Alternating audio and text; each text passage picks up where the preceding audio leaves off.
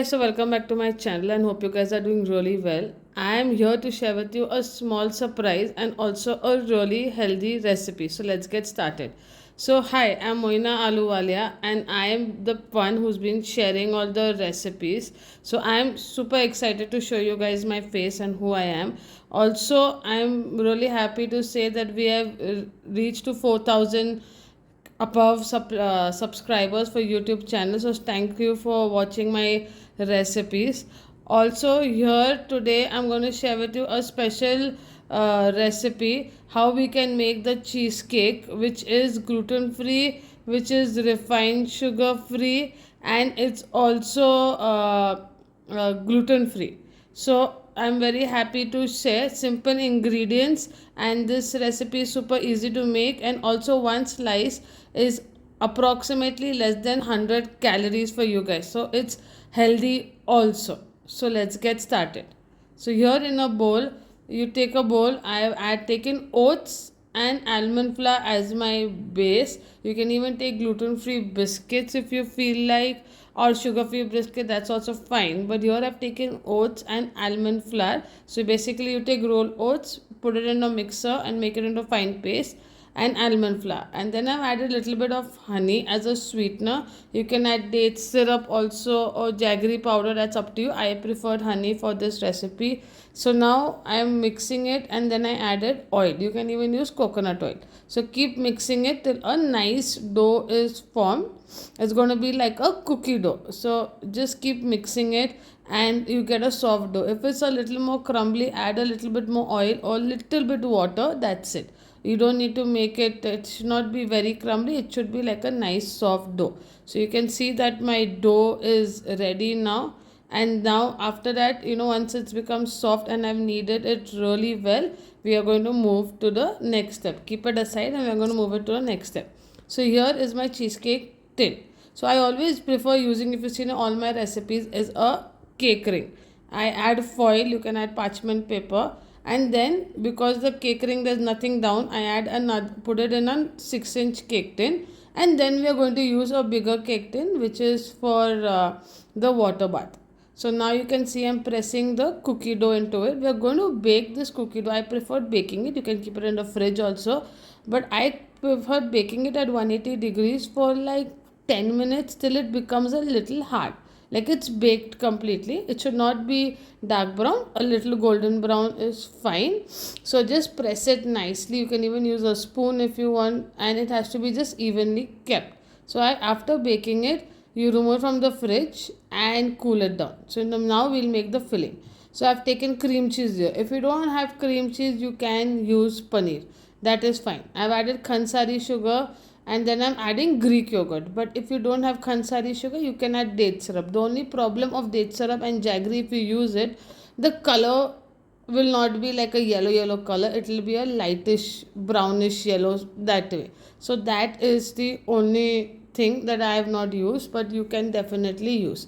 So I have taken mango. So I've taken fresh mango. I've made a pulp out of it, and then I added into my cheesecake. So now I am whisking it, and keep whisking it till it becomes nice and smooth. And also do drop in a hi, so I know who my followers are and where you guys are from also. It will be really good to know you guys. So now after I've beaten the cream cheese and it's nice and smooth, I added Amul cream in it. Okay, so you can add coconut cream if you feel like Amul cream, that's fine. So keep mixing it really nice till it becomes nice and smooth. Okay, and this cheesecake actually tastes really good, and because the season is there, it's the best time to make it. So once it's whisked really well, and just keep it aside.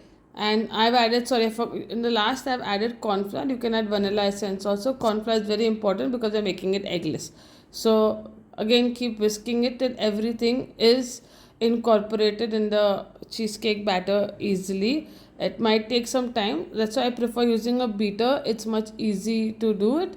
So once this is done, you can see how smooth it's going to be. Make sure there's no cheesecake, tiny lumps or anything. It's nice and smooth. So keep mixing it, and this is how beautiful the texture is going to be.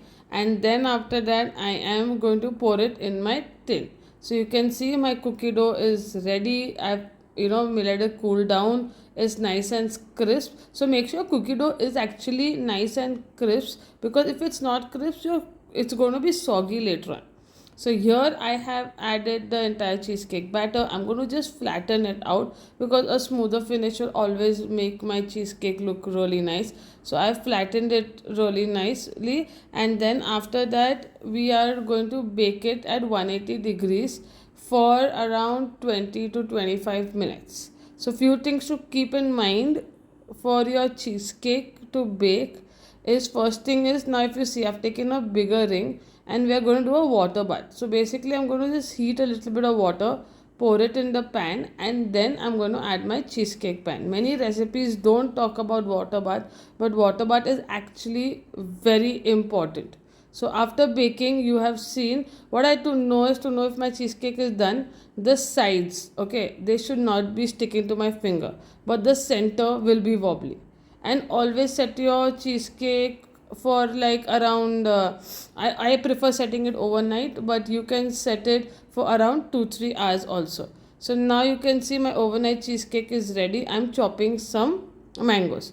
Also, I put a lot of healthy recipes on my Instagram page, so don't forget to follow that. The link is in the description.